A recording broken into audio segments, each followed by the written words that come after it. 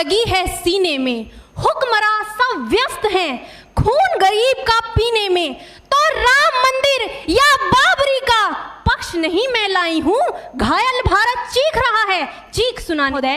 दर्द हद से तब गुजरने लगता है जब मेरी आंखों के सामने ताज, पुलवामा, छत्तीसगढ़ में शहीद हुए जवानों के शत विशत अधजले शरीर के टुकड़े, रेत के टीलों से ऊपर जाती लाशों के ढेर और कश्मीर की खून से सनी लाल रंग की सड़कों के दृश्य सामने आते हैं। उस पर मेरे प्रतिपक्षी महोदय का कहना ये कि मानवाधिकारों की अनुपालना करते हुए देश से उग्रवाद और आतंकवाद को समाप्त किया जा सकता है। महोदय, अब तो हमारा तिरंगा झंडा भी हमसे ये पूछने लगा है कि क्या बात है भारत, आजकल फहराने से ज्यादा मैं कफन में दफनाने के क्यों काम आ रहा हूं। महोदय, हृदय तो उस दिन फट गया जब बूढ़ी मां अपने बेटे के चिथड़ों को देखकर बोली कि साहब आप तो भर्ती में 1 इंच भी कम नहीं लेते, मैं आधा शरीर कैसे ले लूं। महोदय, विधवा की वेदना चीख चीख कर ये कहती है कि प्यार भी भरपूर गया, मांग का सिंदूर गया, नन्हे नौनिहालों की लंगोटियां चली गई, छोटी छोटी बेटियों की चोटियां चली गई, और आपके लिए तो एक आदमी मरा है साहब, मेरे घर की तो रोटियां ही चली गई। महोदय है क्योंकि महोदय फूल को श्रृंगार दो ये मुमकिन नहीं, और एक वीर को झनकार दो ये मुमकिन नहीं, जो हाथ बांधे सेना के ऐसे मानवाधिकार का पालन संभव नहीं। महोदय, आज सत्यनिष्ठा के मार्ग पर चलते हुए भी हमारे देश का जवान इन आतंकवादियों, इन पत्थरबाजों से डरता है, क्योंकि वो जानता है कि उसकी राइफल से निकलने वाली गोली अगर टारगेट को हिट नहीं भी करेगी तो भी 400 मीटर तक जाएगी, और यदि इस बीच वो किसी निर्दोष को लग गई तो महोदय हमें अपनी नौकरी से हाथ तक धोना पड़ सकता है।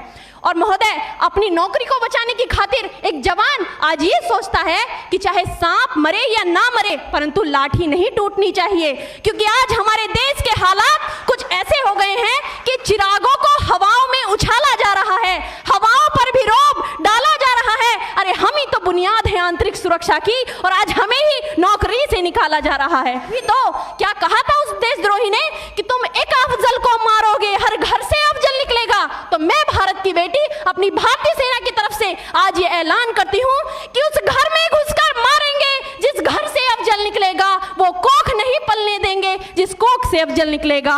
उठो देश के वीर जवानों, तुम सिंह बनकर दहाड़ दो और एक तिरंगा झंडा उस कन्हैया के सीने में गाड़ दो।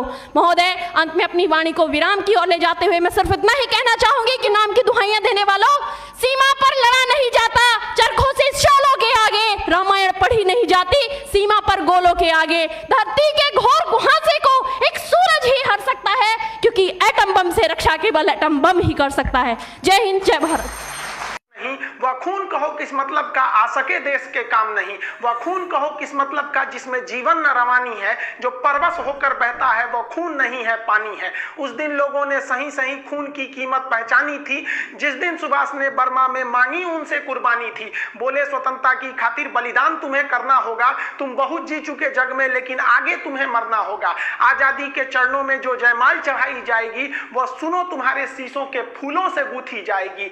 आजादी का संग्राम कहीं पैसों पर खेला जाता है, यह शीश कटाने का सौदा नंगे सर झेला जाता है। अजानू बाहू ऊंची करके वे बोले रक्त तुम मुझे देना, बदले में भारत की आजादी तुम मुझसे लेना। हो गई सभा में उथल पुथल, सीने में दिल न समाते थे, स्वर इंकलाब के नारे कोसों तक छाए जाते थे। हम देंगे देंगे रक्त बस यही शब्द सुनाई देते थे, रण में जाने को युवक खड़े तैयार दिखाई देते थे। बोले सुभाष वह आगे आए जिसके तन में भारतीय खून बहता हो, वह आगे आए जो खुद को हिंदुस्तानी कहता हो, वह आगे आए जो इस खूनी हस्ताक्षर करता हो। मैं कफन बढ़ाता हूं, वह आगे आए जो इसे हंस कर लेता है। सारी जनता हुंकार उठी, हम आते हैं हम आते हैं, माता के चरणों में हम अपना रक्त चढ़ाते हैं।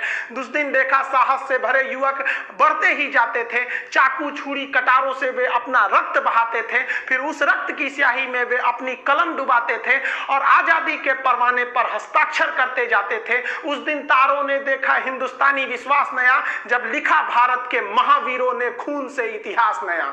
आप सभी देशवासियों को स्वतंत्रता दिवस की